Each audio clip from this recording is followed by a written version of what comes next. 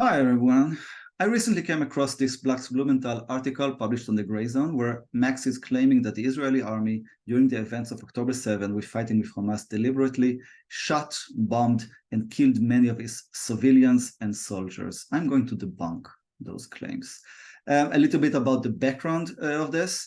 On October 27, Max published an article about 10 pages long, very long article, where he quotes multiple sources from the Israeli media, and he claims that many of the citizens that died during October 7 died because of friendly fire and because of decisions made by high-ranking officials in the army to kill Israeli citizens along with the terrorists, kill hostages with the captures, and so on. I'm going to prove that he manipulated the reports he's relying on. He misquoted them. He changed some of the translation deliberately. He took out of context and omitted sections that didn't match the narrative. Judge your own. Judge it on your own. One word about his method. He publishes a very long article, over 10 pages long, and he makes you think that there were multiple incidents of friendly fire. But in the end, when you analyze this, you see that multiple reports that he's publishing on all those long pages link to the same separate, isolated events, very far from the narrative he's trying to show. I have the QR code that is behind me has a link to all of those news reports, so you can check on your own. Some of them are in English, some of them you can run through a translator like Google Translate. Feel free to check. I've basically listed all the resources that Max was relying on. And like every good conspiracy theory, Max is using real incidents and build an entire different narratives on top of them. The first incident I want to share with you is Blumenthal reporting that the Israeli military shot their own bases because they were terrorists seized control there. So they unleashed a frenzy missiles and machine gun on their own bases with aerial strike, and the base was filled with Israeli civil administrator officers and soldiers. Basically makes you feel that entire bases were carpet bombing with the civilians and soldiers inside of it. The actual reports that Max himself is relying on suggest a single incident where an officer in the field asked for a Apache helicopter to shoot one missile into a sport hall that was garrisoned with about a dozen armed terrorists, no civilians, no hostages, nothing like that. And it's an isolated event, very different from the narrative that is portrayed here.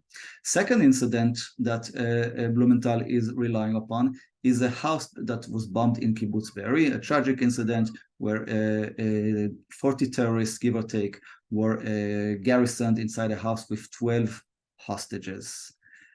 Very tragic incident as well. Indeed, sorry. But bottom line, if you see the Blumenthal reports, he's trying to make you think that the results of this incident was 112 Be'eri residents. He's doing this by manipulating the translation and playing with the order of things.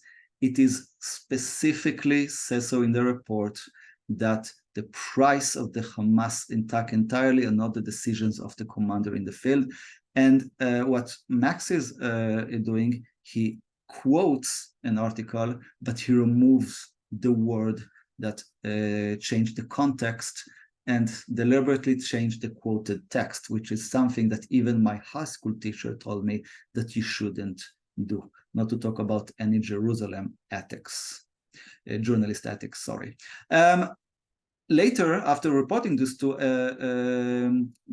incidents, Max drew a conclusion that these reports indicate that orders came from the military high-ranking officials, while in the actual report, it says specifically that it was commander in the field that bombed. You can actually hear the officer telling that in the middle of the shooting, he asked for a chopper to shoot the missile into the hole. So again, Max draws a conclusion that wasn't in the reports that he's relying on.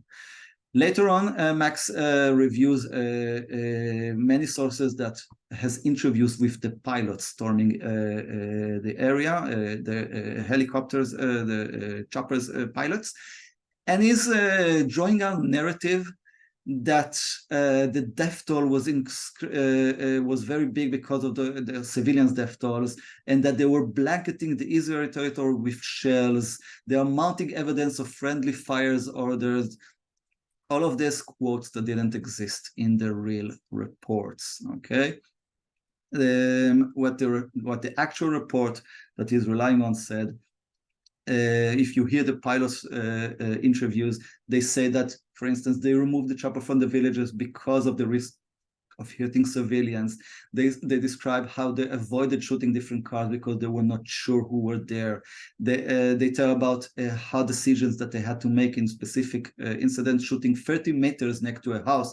And also they said how they coordinated with the ground forces in order to verify that when they're shooting at the right location. Very different from the narrative that he is building from the same reports. I put in screenshots to those reports, and also in the ending slide you will see a QR code for all the different reports that Blumenthal himself is relying on, so you can check yourself. Some of this is in English, some of this you can run through a translation engine of some sort.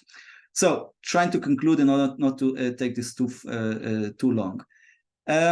It took me about 3 days to prove that whatever Max wrote in 1 hour is totally wrong, and it all lies. And Max is relying on this, that people will not have the time and the ability to check his reports. So please help me out. If you're against journalists twisting the meaning, cherry-picking facts, and altering translation, share this video with the world, and let everybody know that this article cannot be trusted. If you want to have more information, here is my Twitter handle. You can scan this QR code and get to all of the reports that Max himself used in his article to produce this, so you can judge on your own. Stay safe and avoid fake news. Goodbye.